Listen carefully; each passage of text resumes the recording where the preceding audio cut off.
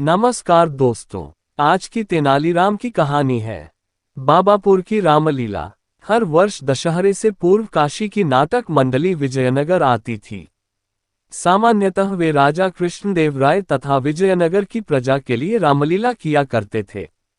परंतु एक बार राजा को सूचना मिली कि नाटक मंडली विजयनगर नहीं आ रही है। इसका कारण यह था कि नाटक मंडली के कई सदस्य बीमार हो गए थे।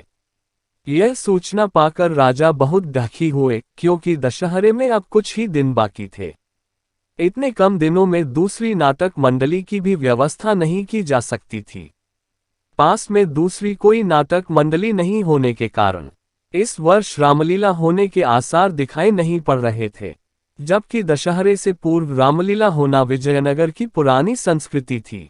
महाराज को इस तरह दुखी देखकर राजगुरु बोले, महाराज, यदि चाहें तो हम रामपुर के कलाकारों को संदेश भेज सकते हैं, परंतु इसमें तो कुछ सप्ताह का समय लगेगा, राजा ने निराश स्वर में कहा। इस पर तेनालीराम बोले, महाराज, मैं पास ही की एक मंडली को जानता हूं, वे यहाँ 2 दिन में आ जाएंगे और मुझे विश्वास है कि वे रामलीला का अच्छा प्रदर्शन करेंगे। यह सुनकर राजा प्रसन्न हो गए और तेनालीराम को मंडली को बुलाने की जिम्मेदारी सौंप दी गई।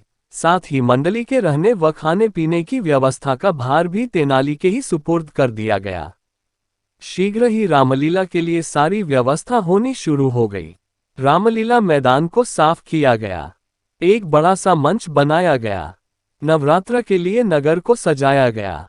रामलीला देखने के लिए लोग बहुत उत्सुक थे, क्योंकि इसके पूर्व काशी की नाटक मंडली के न आने की सूचना से वे काफी दुखी थे, परंतु अब नई नाटक मंडली के आने की सूचना से उनका उत्साह दोगुना हो गया था।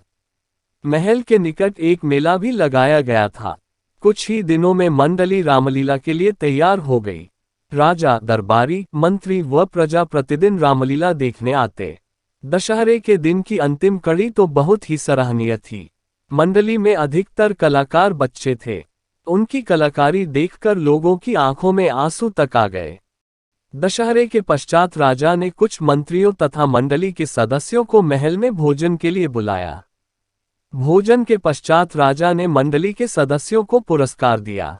फिर वे तेनालीराम से बोले, तुम्हें इतनी अच्छी मंडली कैसे मिली? बाबापुर से महाराज, तेनालीराम ने उत्तर दिया। बाबापुर, यह कहाँ है? मैंने इसके विषय में कभी नहीं सुना, राजा ने आश्चर्य से पूछा। बाबापुर विजयनगर के पास ही है, महाराज, तेनालीराम बोला। तेनालीराम की बात सुनकर मंडली के कलाकार मुस्करा दिए।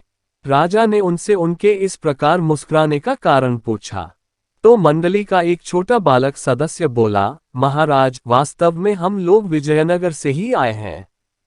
तेनाली बाबा ने 3 दिन में हमें यह नाटक करना सिखाया था, इसलिए इसे हम बाबापुर की रामलीला कहते हैं। यह सुनकर राजा भी खिलखिलाकर हंस पड़े। अब उन्हें भी बाबापुर के रहस्य का पता चल गया था।